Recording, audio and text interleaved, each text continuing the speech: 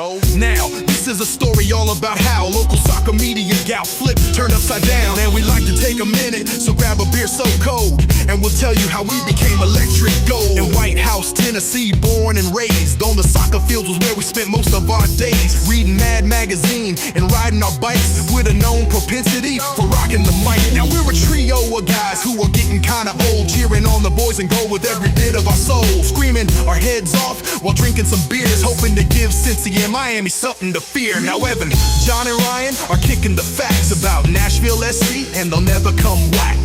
If anything, we can say the show is rare. Acoustic blue and electric gold, the only colors we wear. We pull up the Goaties about 7:38, and we yell to the refs, yo home, smell you later. We look at the castle, we feeling so bold. We sit on our thrones, we're electric gold. All right, everyone, let's do this. This is Electric Gold. I am Ryan, and I'm here with Evan and John. We're going to talk about this last week of Nashville SC soccer, all the highs and lows. Hope you're ready for it. Guys, are you ready? Are you ready for this podcast? I'm ready, I suppose. I don't know if you can ever really be fully ready for something in life, but I mean, a podcast is pretty low stakes. I think I'm ready. Very philosophical of you. Evan, doing all right? You ready? Yeah, I'm doing great. I'm ready. Let's do this thing. Okay, well, of course, before we get started, we have to talk about what beers we're drinking this evening. So, John, let's start with you. What are you having? Yeah, I am having a Witty Monkey Citrus Wheat Ale from Victory Brewing. And this is a nice citrus wheat ale as it describes itself. Victory Brewing Company is from Downingtown, Pennsylvania. I had to look up. I never heard of Downingtown, Pennsylvania before. And I found out something interesting about it. It's a town of about 7,000, 8,000 people. But not only does it have a really good brewery there, but one of the greatest things in American culture is also from there. The pretzel shop chain Auntie Anne's started in Downingtown. So we have a lot to thank Downingtown for, including this beer that I'm drinking. It's a really, really delightful beer. It tastes kind of like a Blue Moon, except this is 9.5% alcohol by volume, which means it's a Blue Moon that can kick your ass. And I don't know, how much better a beer can get than that. Hell, in that case, have two. Yeah, may just do that. Evan, what are you drinking? Well, today, boys, I'm drinking a lime garage beer. And this is the first time that I have sampled a beer from Garage Beer. You guys may know, in fact, you probably know more about it than me, but I'm discovering that this is a creation of former NFL football player Jason Kelsey, and possibly his brother may be involved. Seems like I may have seen something on TV about that.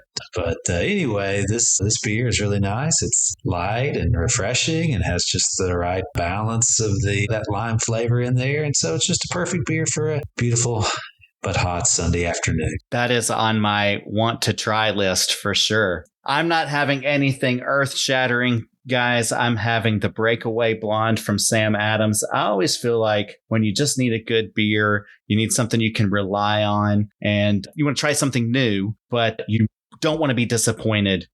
I think Sam Adams is just like old reliable, right? I mean, you can always count on their beers to be pretty decent. This one is a blonde, so it's a balanced, light body, clean, quick finish. I don't know what flavors are in it. Let me see, like a pale malt blend, blonde roasted oats. It's a very simple, basic 4.7% alcohol. So just your old, reliable, easy to drink blonde ale from Sam Adams. Yeah. So don't judge me. I'm drinking beer at least, and I'm happy to be here with you guys. So cheers to you. Cheers, boys. Cheers, boys.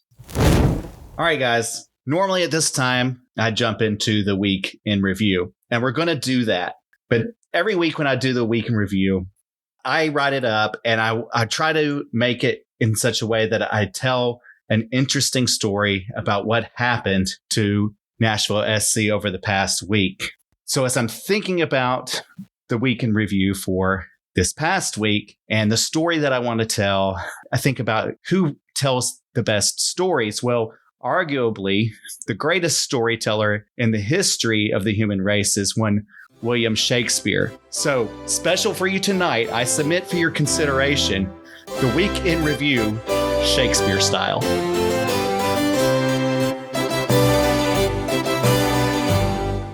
Attend thee now, fair friends of pitch and pride, and mark the deeds of Nashville's gallant few, who journeyed forth to Austin's storied field to don the stars of Major League's best men.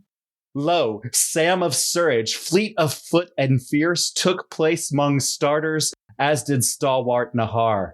And from the bench rose Hani Mukhtar bold, who, like a tempest, stirred the league's sleep. When Boanga from LA's shining crest did weave through foes with artistry and might, his strike was turned, but not his daring fire. For the spoil he launched a soaring gift, and Super Sam with sword of boot did cleave the net with yet another storied goal. Thus did the West behold the East arise, as 3-1 stood the tally at the end, and MLS in glory held the field. But soft, what light breaks from the western shore? 'Tis San Diego, new of MLS, who host our gold-clad Warriors on a night unusual, a Friday eve of fate. Their record fair, 13 great triumphs told, with goal advantage sweet at 15 full. Yet Nashville came as titans of the East, their record strong, their hearts as steel resolved. Coach Callahan, in wisdom most profound, set forth his chosen host. Zimmerman and Palacios held fast to the rear, whilst Mayer watched the fray. The match began with sparks, but yielded none. No blade drew blood, no arrow found its mark. Yet yellowed cards, like tempests barely stirred, did fall on both our guarding centurions, and caution reigned throughout all the half's last breath. Then came the turn, the fateful slip at mid, a gift unbidden to thy ambitious host. From Dreyer's toe, a long and daring pass did find fair Lozano, keen of aim and wrath. He struck, and silence draped the Nashville hearts, for San Diego led by a single score. Then tragedy, a foul against Hani's stride, so clear, so cruel, yet seen by none who judge. And fate, in jest, turned swiftly on its heel, for Yazbek's lunge drew whistle's shrill decree. But lo, brave Willis, keeper stout and sure, did rise as lion mid a sea of sheep, and turned away the shot, preserving hope. Yet hope alone doth not a goal produce, and though they fought with fire till whistle's end, the boys in gold did taste the bitter draught, and left the coast with naught but weary pride. Still, all is not in shadow cast nor lost, for Nashville yet doth chase the shield of all, and with no farther western roads to tread, they stand prepared to write their final acts upon the fields that know their boots full well. Oh, my goodness. Hear thee, hear thee. That was amazing. Thank you. That was probably the best thing I've ever heard. That was truly the only way to tell the story of this week. I don't think there's another way. Thank you. Well, I always struggled to follow Shakespeare in school, so I hope that you all were able to follow that. And as we follow the week in review, I'd love to know what your thoughts were about this week and about this game, about the All-Star Game as well, which I also talked about, if you couldn't pick that up. But I'd just like to go around and hear your thoughts and hear what you learned. You know, it was a late game on Friday night, so I'd love to know, was it good for you? Was it worth it to stay up? So, John, we'll start with you. Was it good for you? Oh, it was not good for me. It was a tragedy most foul. I don't even know why I stayed up for that game. Why did I do it? We always stink on the West. Basically, what I learned this week, there shouldn't be a league that has us and California teams in it. There should be two separate leagues, and they play each other like playoffs at the end of the season, like the Champions League. You think about it, like the United States is basically the same geographical area as Europe, and Europe has like 50 leagues. Yeah. And of course, we don't like soccer as much as Europe does. So it's ridiculous to think that we should have 50 leagues. We can at least have two. There's no reason we're playing them. they don't like coming over to the East Coast, and why should they? It's stupid that they have to travel so far and then play a game. Throw it out the window. It was just not good at all. I really regretted staying up. I actually felt the same way that I felt in May of 1999. I went to the movies. It was a midnight showing of a new movie that came out, and I had waited my entire life for this movie. Suddenly, it's a filled theater, despite the midnight showing time. The screen rolls up. Boom, boom, boom, boom, boom, boom, boom, boom, boom, boom, boom, boom. The crowd cheers because we know this is a new Star Wars movie. Yeah. This is going to be great. Everyone is so excited, so glad that they stayed up. And then, the famous crawl comes across the screen. Episode 1, The Phantom Menace. Turmoil has engulfed the Galactic Republic. The taxation of trade routes to outlying star systems is in dispute. Hoping to resolve the matter with a blockade of deadly battleships, the greedy Trade Federation has stopped all shipping to the small planet of Naboo. Okay. While the Congress of the Republic endlessly debates this alarming chain of events, the Supreme Chancellor has secretly dispatched 2 Jedi Knights, the guardians of peace and justice in the galaxy, to settle the conflict. And it did not get better than that from there. That was the highlight of the movie, in fact. That was the highlight of the movie. That was as exciting as it got. Because I didn't even think you mentioned Jar Jar Binks in there. Jar Jar Binks eventually showed up on screen, and that was when young Jonathan checked out. Yeah. So I was like, why did I stay up for this? I ended up literally, for a movie that I had waited my entire life for, I fell asleep before the end. Oh, yeah. That was what this San Diego game felt like. I waited up all night. I was like, all right, we're going to beat San Diego. This is going to be a glorious game. This is 2 good teams. It's going to be so fun to watch. Nah. Right. So boring. So boring. I had to drink a Code Red Mountain Dew to even stay awake. Ouch. I hadn't drank a Code Red Mountain Dew in a long time. And just overall, it was not worth it. It wasn't good for me. Yeah. I read a statistic that, to your point about there should be 2 leagues and we shouldn't be playing teams on the West Coast and they shouldn't be playing us. I read a statistic that this season, teams, when they have traveled 2 or more time zones to play a game, they have only won 31% of the time. So that is fascinating. Yeah. I bet if you actually tracked that back across multiple seasons, that statistic would hold up because it always fares that way. And I don't know about you guys, but if the roles were reversed, I would absolutely expect that we would have throttled San Diego. And if we played in Nashville, the teams were close enough in talent that I do think that time difference, I just think that has it makes all so the much difference. of the difference. And do you think it's even harder for East Coast teams traveling west since you're kicking off like 2 hours later than normal? Like, I mean, it might even be easier for West. It's a fair shout. You know what I mean? I'd be curious to know what the statistical breakdown is based on that. But anyway. Yeah, I think you're right because, we were kicking off at basically 9:30 Nashville time. And if they were coming here, they would be kicking off at like a 5:30 San Diego time. So that's much more reasonable. So, I just think that it was a insurmountable task against a good team. If it was a poor team, maybe we would have had a shot at it. But against a good team, I felt like that was almost an impossible game to win. So I'm not too worried about it. Nah, shake it off. But Evan, was it good for you? Did you like staying up for that game?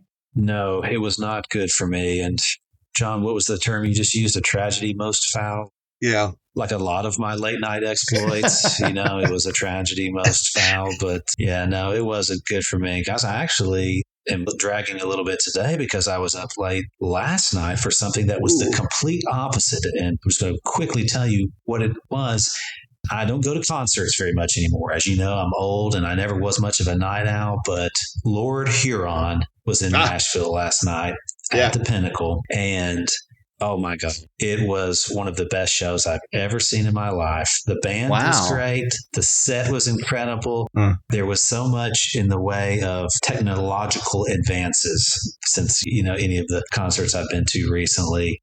It just blew me away. So if I'm dragging a little bit, boys, it's because last night, it was worth it.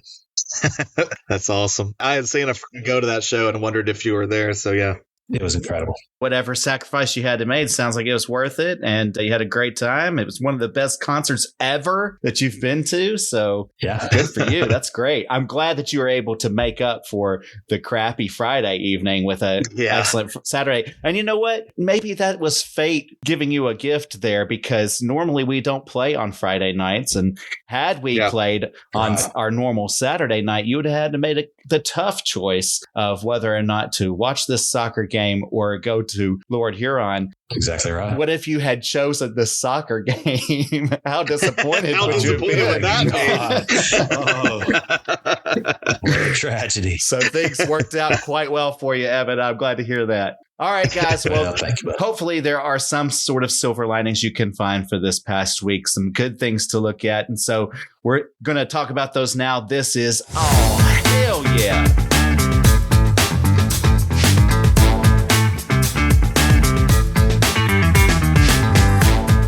Evan, we'll start with you. What's your hell yeah? Other than Lord Huron, what's your hell yeah for the week? Yeah. Well, you know what? I'm going to go with Big Joe saving that penalty kick Friday night. We've questioned, Joe this season and some, I think, last season too, for sure. And he has had a couple of big mistakes, like in the Miami match, a few weeks ago, but he's played very well since, and he played well last night. And for him to come up with a penalty save in the midst of that game was extra special. And I was just like, oh, hell yeah, Joe Willis, do it, baby. He's been really great in the past few weeks. And I think 2 for 4 now on penalty kicks against him this year. That's not bad. Yeah, that's not bad at all. And remember, that used to be like what we consider one of his weaknesses. Right. Remember, like Panico was like our penalty guy. That's when right. we had him, because we didn't want Joe into penalty kicks, but he's kicking butt on them this year. Yeah, I thought he did really well. Played that penalty to perfection. They kind of tried to slow roll it, and he just stood right in there. He did not tip his hand at all and was able to make the correct choice on jumping to the left and blocking that goal. So really nicely done. John, do you have an hell yeah for us as well? I sure do. And it's that no more West Coast games this year. We're done with it. Yeah. We had 2 of them. We lost 3-0 to Seattle and now 1-0 to San Diego. Thankfully, we don't have to play at Vancouver. Yeah. They're pretty good this year. Both the LA teams, although playing the Galaxy might be actually kind of nice this year, but or San Jose. But yeah, I'm just so glad we don't have to go over there anymore. I'm like, oh, hell yeah. I love that schedule. All in the East from now on, I think. I can't remember if we play a Western. We might play Houston, I think, but I can't remember. But yeah, no one on the West Coast. Houston is still in the Central Time Zone. So the only time zones that we play games in for the rest of the year are Central and Eastern. So easy travel, beautiful. Good starting times for all the games here on out. So we're in good shape as far as that goes. The way the Lord intended it to be. Yes. I'll do a real quick hell yeah myself for Super Sam scoring in the All-Star game, representing all of our players really represented well. Hani almost had one as well. He was called offsides on, and I mean, it was a close call there at the end of the first half. So Nahar represented well. Nashville was just really well represented in the All-Star game, and Super Sam showed you why he's at the top of the Golden Boot lead or tied for it. Not like some other bitches who stayed home and refused to participate. For real. You think that you pay somebody millions of dollars under the table and all kinds of endorsement money and everything else and make them the face of the league, that the least they'd fucking do is play in the All-Star game. Yeah. All you gotta do is walk around for like 20 minutes. Right. Go home after. What the hell, man? Yeah. So lame. Yeah, I guess, some people are just pink bitches. It really shows your true colors and how important the MLS is to you. It's just a cash grab. I hope MLS is paying attention to this. I hope that they're watching and seeing who the face of the league and who, they care so much about in all of their marketing campaigns and everything like that. And I hope they're really paying attention to how invested these players are. That's a good point. Should your MVP have skipped the All-Star game? I don't think so. Amen. Yeah. Amen to that. All right, guys. Well, I'm sure that there are some low points you want to talk about as well from this past week. So let's do that. This is, oh, hell no.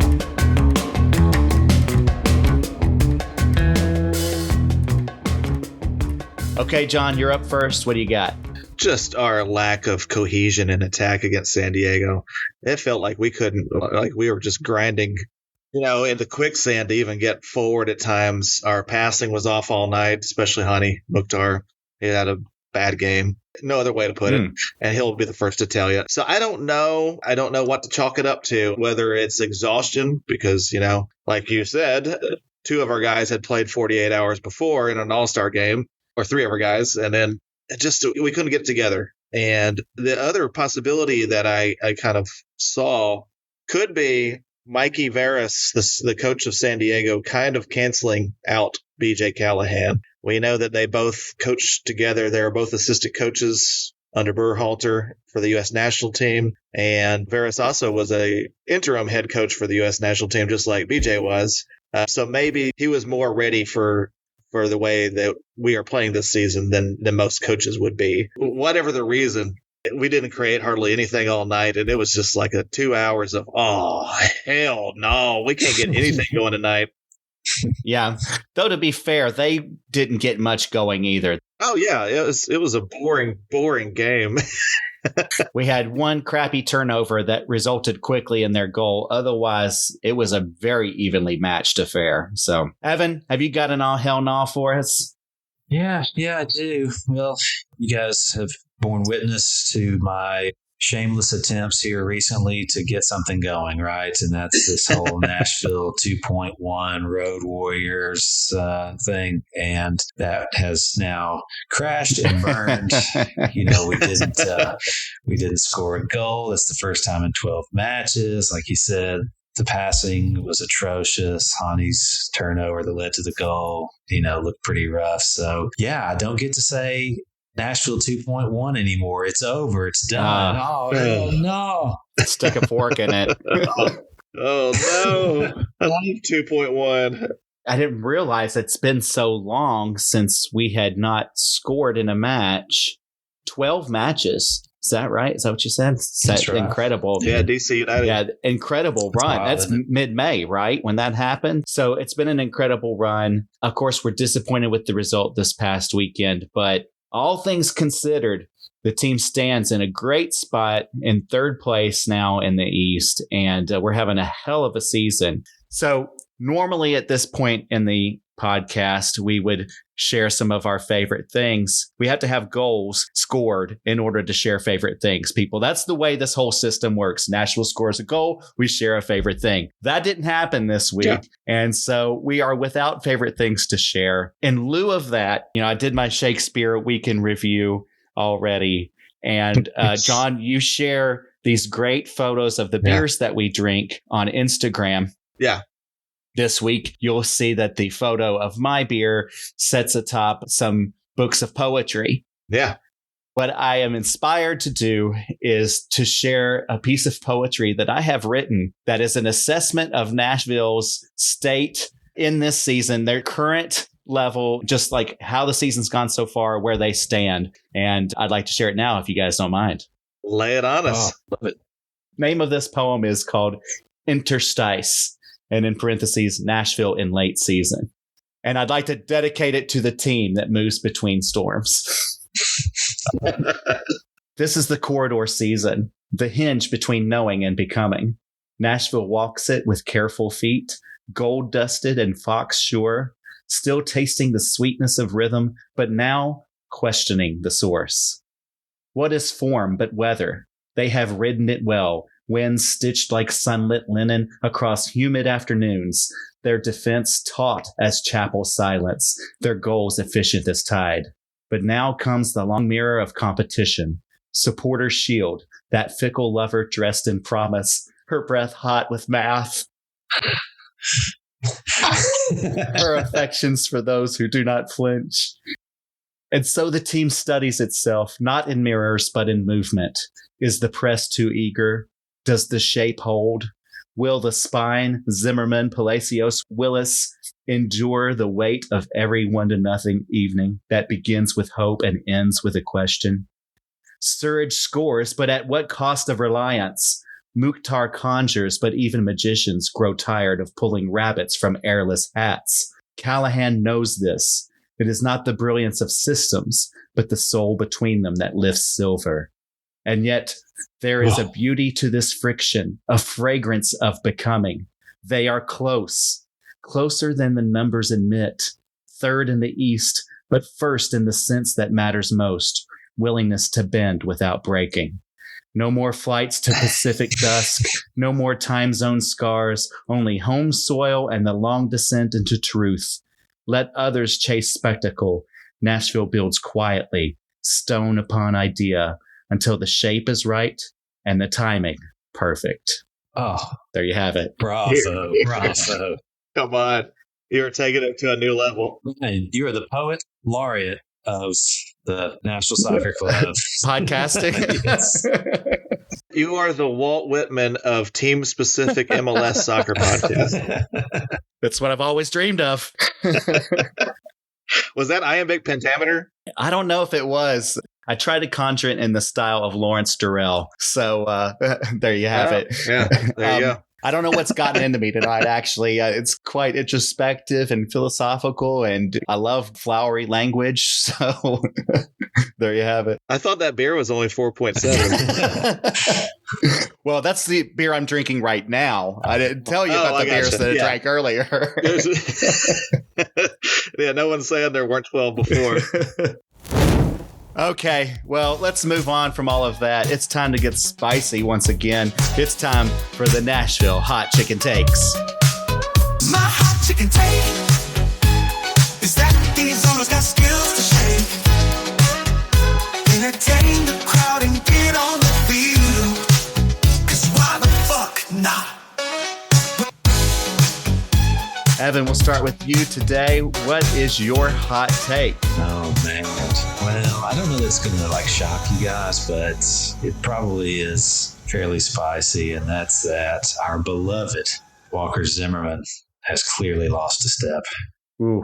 Oh, he's just not the same defender that he was. He's been making some really late, slow, bad challenges, that have cost us. And so, I hate to say it, but I'm not sure if he should be one of the two starting center backs on this squad. Yeah. This is super spicy. Yeah, man. Spicy. Blowing us away. Blowing us away. Oh, man, I feel gross. I feel gross. No, that's super accurate, Spice. That's 2 games in a row that he probably could have got a red card if Palacios hadn't been so fast. Getting back. Yeah. You're just saying what we are all thinking and afraid to say. So in typical electric gold fashion, we'll come out and say it where other people dance around it. I guess that's right. We did a lot of that last season. We haven't been forced to speak so boldly this season yet, have we? But that's what a loss does. It just makes me a little crazy. You got to come correct. Yeah. Don't hold your tongue. That's right.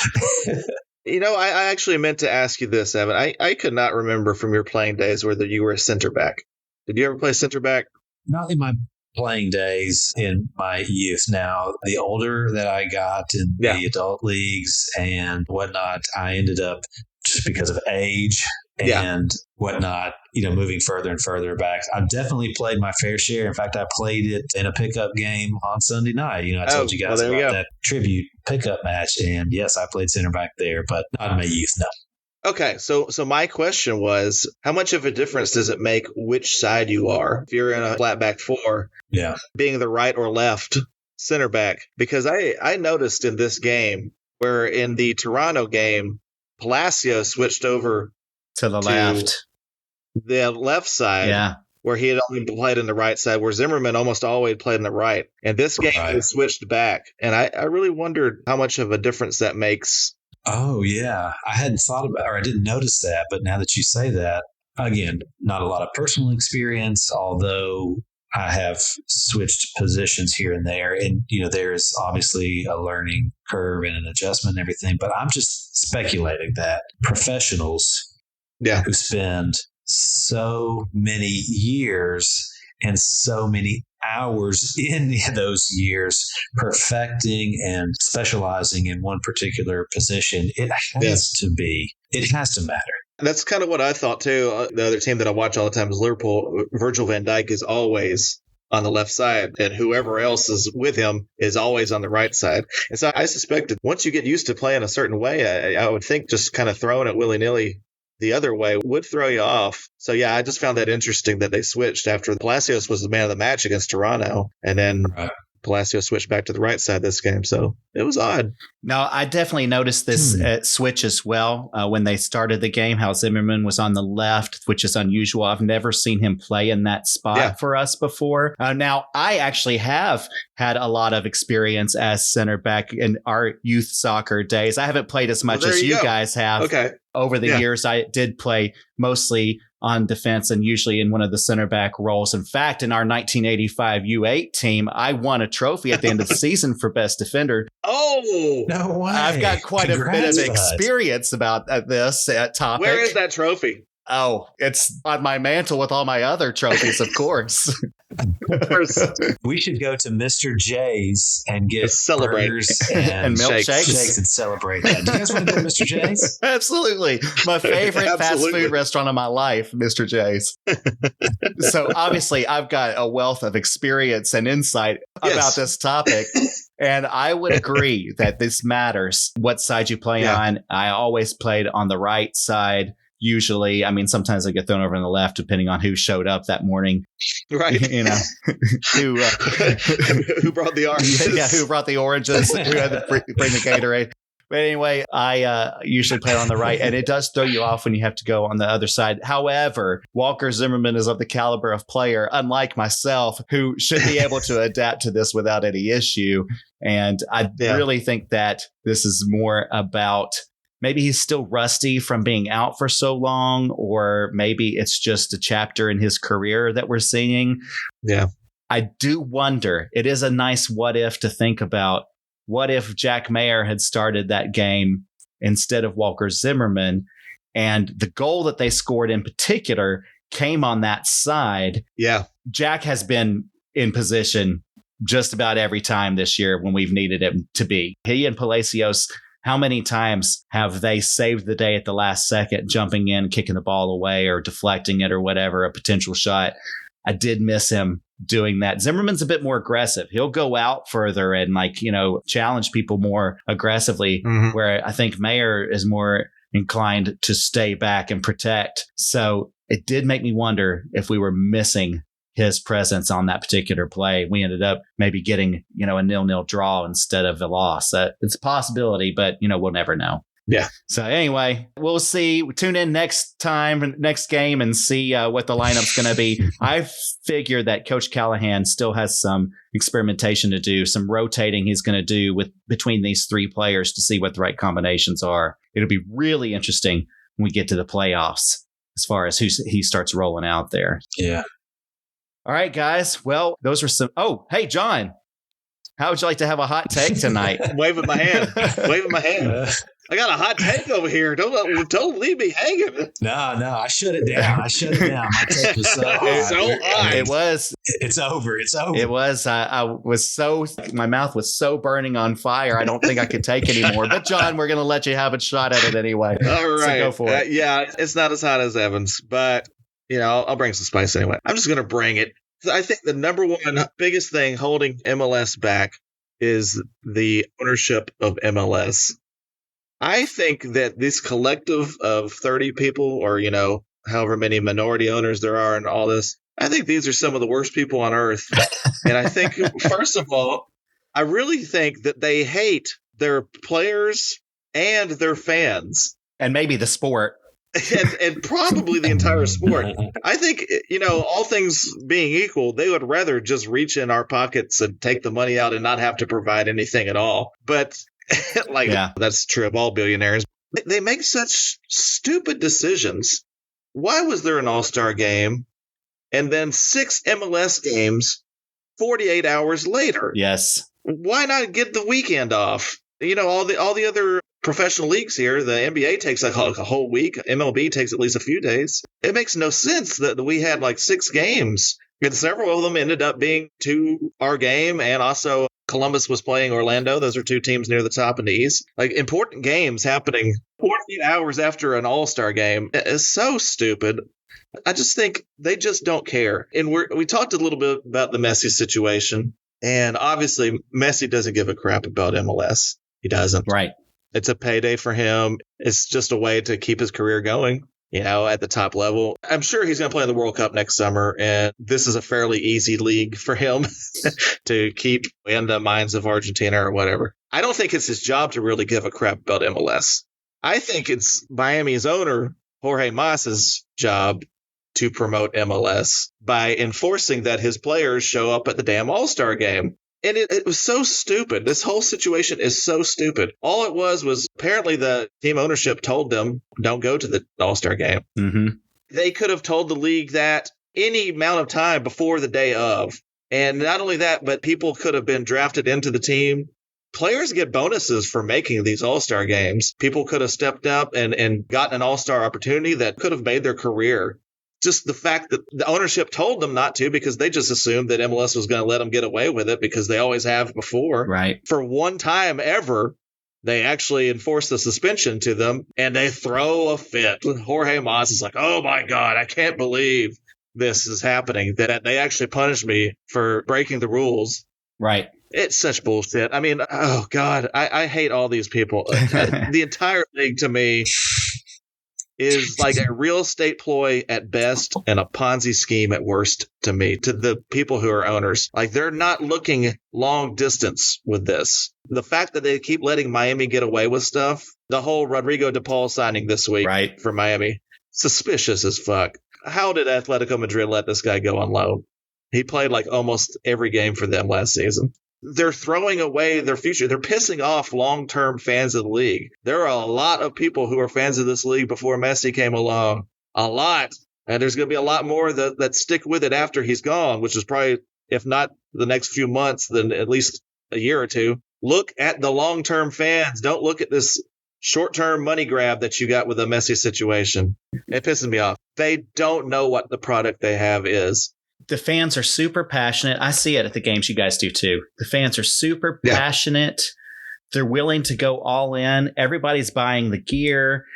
People want this in America, and it's not going to be as big as the NFL, but it can be a profitable venture that also puts a quality product on the field. It entertains people, and you can do all of these things while still adhering to consistent rules and standards for all players and teams. But you're right. They manage this like they don't give a fuck. And I hear you loud and clear. The whole week, it was just up and down with this situation, and just overall the All-Star game, the timing of it. I know that the League's Cup tournament starts Tuesday. So you have some teams There's that too, where you have players played in the All-Star game. They play on Friday or Saturday. Now they got to play a League's Cup game on Tuesday. What a mess. Yeah. It's really ridiculous. Obviously, I hate Messi right now because he's our rival. I honestly don't think it was a bad move to rest him for an All-Star game. Just they could have told us days, if not a week in advance, that they were going to do that. And I think people would have understood it. But not after you've sold the tickets to the All-Star game of all these kids expecting Messi to be there. Yeah. Oh, my God. So dumb. Yeah, it just leaves me bitter because every MLS promotion, you see his face plastered all over. It's the first face that comes up when any game is playing on Apple, any commercial. They're obviously leveraging his notoriety, and as well they should. If you're going to have a player of that caliber in the league, you should probably put him in all the advertising and everything. But then you can't even get him in the All-Star game that's representing the league. I just, why even have the All-Star game, honestly? Why? What's the point? Yeah. And if you know, and I think in the past, they probably have wiped the slate of games clean that weekend, and it just been, I feel like it used to be that way. And this is an issue because they're adding in this Leagues Cup. They're trying to, pack as many games. Like you said, it's mostly, a cash grab, and they're packing these games in. And that's what put us in this situation in the first place. You're telling me that if most teams just played once a week on the weekends, when come All-Star time, that's the only game going on that weekend. Messi probably plays in that, right? Because again, you said, all he's got to do is show up, walk around for 20 minutes, get subbed out, sign a bunch of autographs, get his picture taken. And so, there's just another big issue with packing the schedule with more and more games. Yes. And too many outside tournaments. You have Open Cup and Leagues Cup and CONCACAF, blah, blah, blah. And most people don't care about any of those things. So, it's just a mess. And they are looking at the possibility of moving the MLS season to more of a fall-spring schedule. Yeah. It'd be a great opportunity to just assess all of this and reset it and make it work much more effectively for all of the teams involved and for the fans as well. This is a great opportunity if they do this to improve and solve some of these issues, but who knows if they really will. Probably not. They'll probably just opt for whatever makes the most money. Yeah. Oh, here's a question for you guys. If this was to happen, if there was some big major reassessment or whatever, do you guys think a playoff in a championship game is better, the American style, or do you guys prefer more of a European style where it's just a league and whoever's got the most points at the end wins? In its current form, I would say playoff and a final, just because not everybody plays the same schedule. We've got too many teams in the league. You can't play 58 games, which would be home and away against every team like you do in the European. It still sucks, though, because it still kind of comes down to like whoever's healthy just happens to be healthy at the end of the season. I mean, look at us. All of us know like one out of like two or three guys, if they happen to be injured, our chances are probably done at that point. And probably every team in the league is that way. Look at LA Galaxy this year. They were the best team in the league by far last year. They've had one guy, Ricky Pooch, out all season, and now they're the worst team in the league. Probably most of the teams in the league are like that. They're maybe one or two guys away from being terrible. Yeah. I tend to think this is one area where America gets it right with sports is with the playoff system and a championship game. Yeah. We have had that sort of concept of, no playoff. Everybody plays their regular season games and then a winner is picked at the end of the year. It used to be college football. And do you remember the controversy, controversy that would always happen at the end of every season about who really is the champion? And how do you decide that if you're not going to put them face to face against one another? They've largely solved that problem now. I like having the playoffs. And from a fan experience, I think it's just incredible drama. It's fun to watch. Yeah. So no, I think this is one area where America gets it right is in the playoff system. I hope that they stick with that. Suck it, Europe. Okay, well, let's look ahead. It's going to be a light week. It's going to be a light week. Let's look ahead. This is the weekend preview.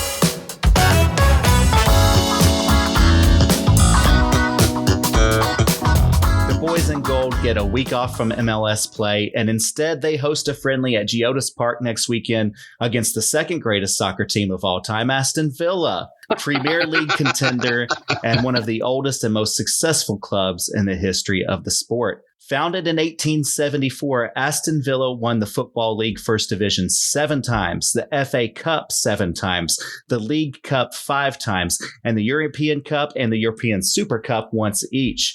They hold the record for the most goals scored in a season with 128 back in 1930-31. Wow. Believe it or not. After several years of below standard play, including their first ever relegation in 2015-16, just think about that. They were founded in 1874, and they didn't relegated for the first time until 2016. That's pretty impressive. That's pretty good. Aston Villa returned to the top level of English play in 2019. They qualified for the European Champions League in 2024, and they finished their most recent season in 6th place after spending most of the season in strong contention. The Villains are led by maestro forward Ollie Watkins, who scored 16 goals and 10 assists in the 24-25 season that just concluded. Watkins is rumored to being pursued by Manchester United. Hands off, Man U. Though nothing official has been announced. It's unclear what kind of roster will be presented by either team in this match, but it's a great opportunity for Nashville to host one of the most historically significant teams in all of soccer, and a terrific chance for Nashville players to take their shot against some of the top talent in the world. So guys, no MLS game this week. We can kind of relax, take a deep breath. Nothing of any stakes ahead for a couple of weeks. But I'd love to get your thoughts about this upcoming match, this friendly with Aston Villa coming to town. They are my favorite Premier League team. I lived in Birmingham for a year and I became attached to Aston Villa. This is so exciting for me personally. I'm probably one of like 3 fans in Nashville. So, the 3 of us will be really excited to see you guys there. But what are your thoughts about getting a Premier League team playing in Geodis Park? Pretty cool, right? It is so cool. Yeah, I think it's super cool. I'm really excited for the game, too. As a Liverpool fan, I have to say Aston Villa sucks butt. Sure. Sure. I'm playing. They're actually a really good team. And I got to say, that the last few years, they've been about my favorite team to watch as a neutral. They play a really entertaining brand of soccer. Unai Emery has really turned them around. Obviously, a person I nearly worship as a god, Steven Gerrard, was your coach for a little bit. Mm-hmm. He was terrible. And he was not as good a coach as he was a player. Right. Yeah, it's going to be really fun. And I've seen people saying we should rest all of our players. I don't think so. Even if we weren't playing this game, if we just had the week off, players would still be playing scrimmages and practicing and stuff. People can always get hurt. I say let the starters play, a half and get a good workout, get a good opportunity to play against, like you said, a Champions League caliber team and get good exposure, and then put Huntsville in the second half. There you go. See what happens.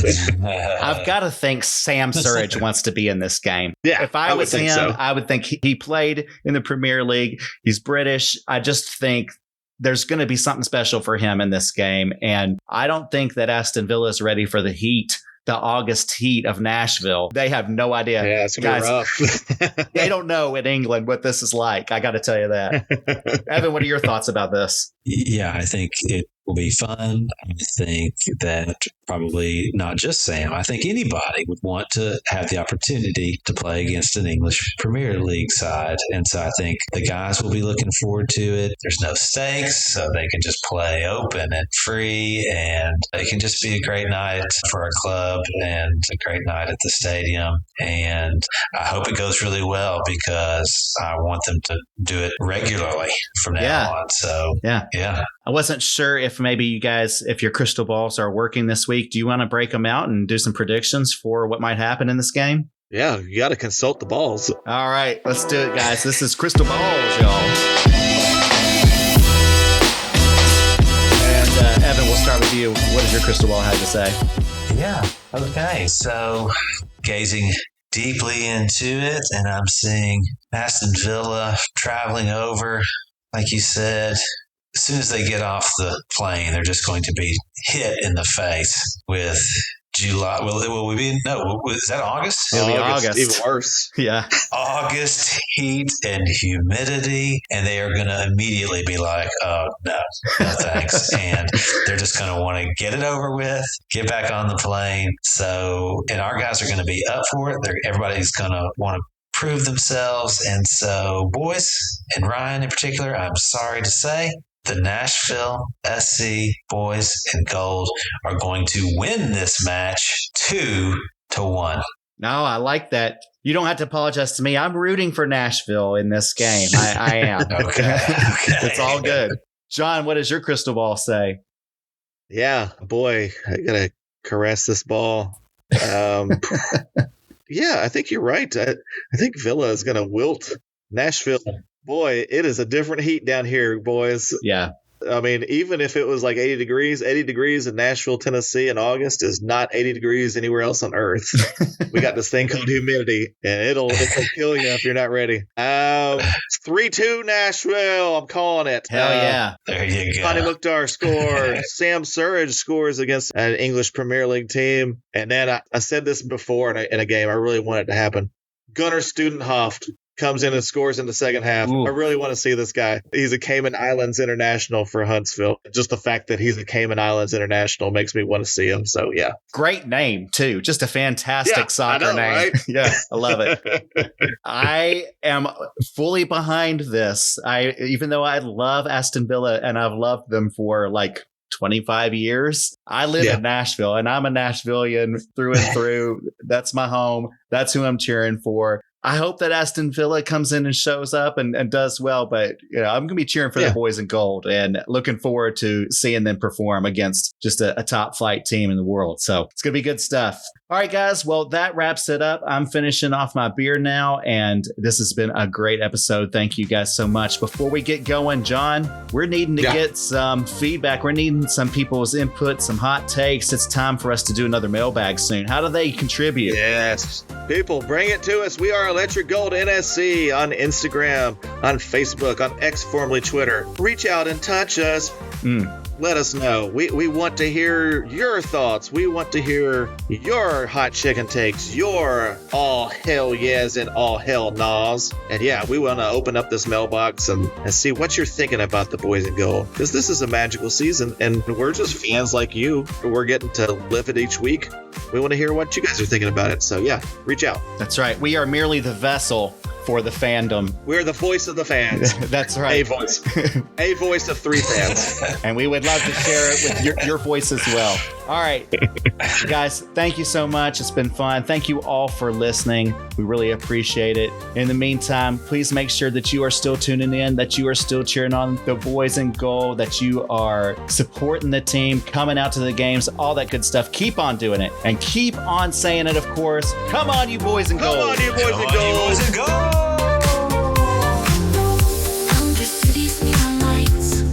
Dreams on Friday nights, electric vibes and stories told. Come on, you boys in gold.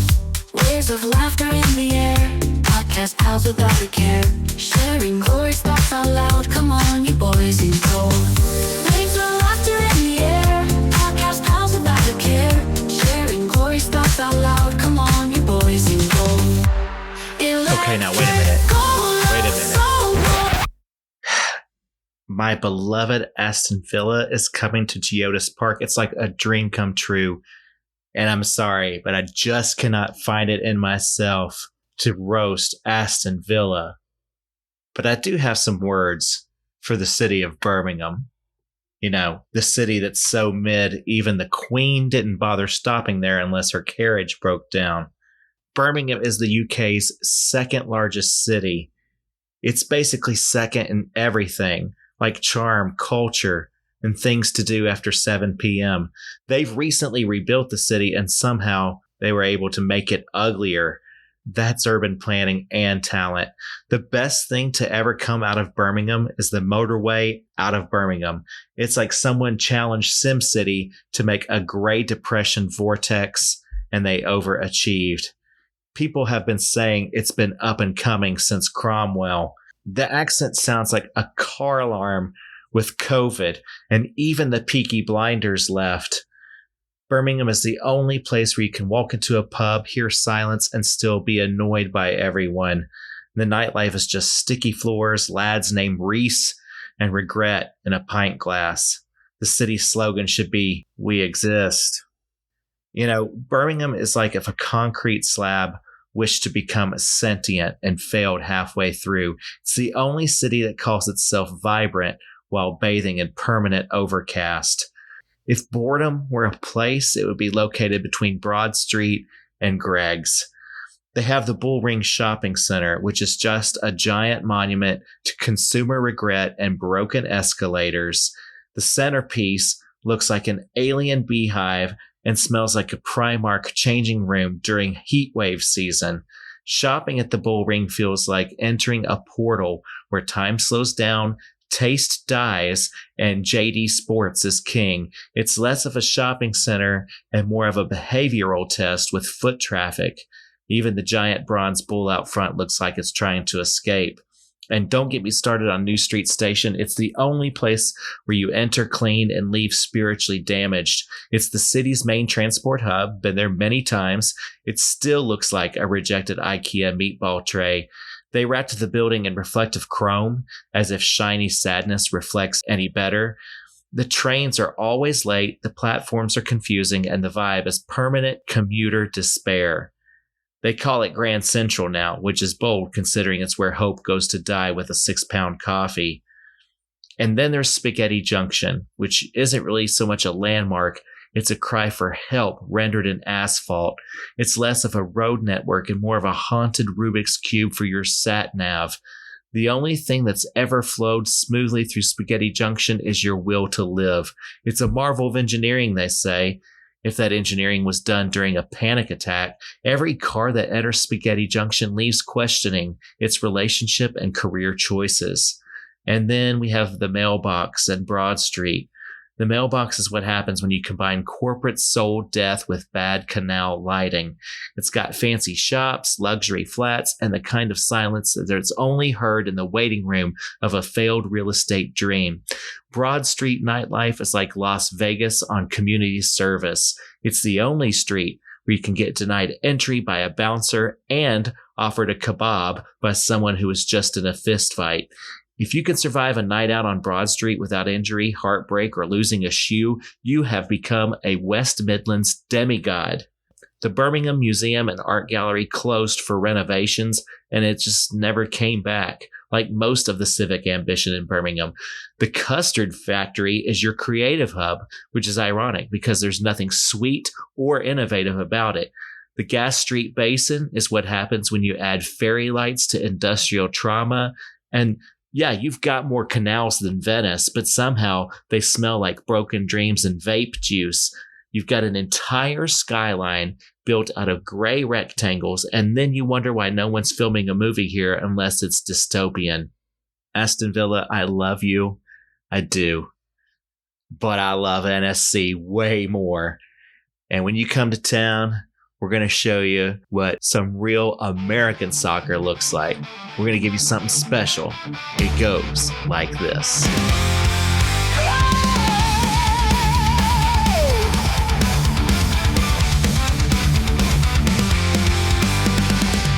City of steel and soul, where the streets run deep and the stories roll.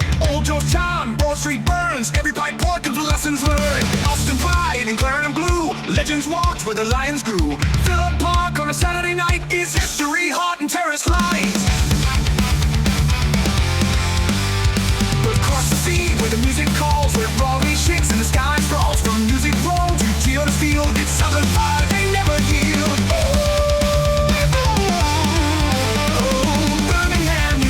Charm and Villa's roar could raise alarms, but Nashville's rhythm, old and free, just hits harder, can't you see? We strum guitars, break you sweet chants, we play with stars while you drink dance. Drums got hot, no doubt, no shame, but Nashville, baby, owns the game. Villa's got cups and a loyal crew, ain't no shame in the claret hue. But let's be real when Mukhtar runs, even Birmingham's guys look stunned. You've got canals, we've got soul, you've got Curry, we've got control. End at the bowling score, I'd light up where the fiddles go. This ain't beef, it's admiration, a toast across the soccer nations. But if we clash beneath the lights, you'll hear country thunder and a fight. We'll tip our hats, then break a line with Southern grace and Tennessee spine. We'll sing our songs, we'll strum our pain, and still walk off with the win again. Birmingham, you shine, you fight, and the fans, your pride runs bright. On fate, we turn your legends second rate, cause Nashville's rising bold and proud. Our chants hit deep, our fans get loud. You've got tradition, we've got flame, and every time we win the game.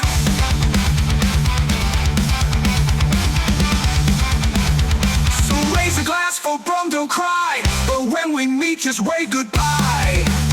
We respect the past, but we ride the wave, and Nashville's not here to behave.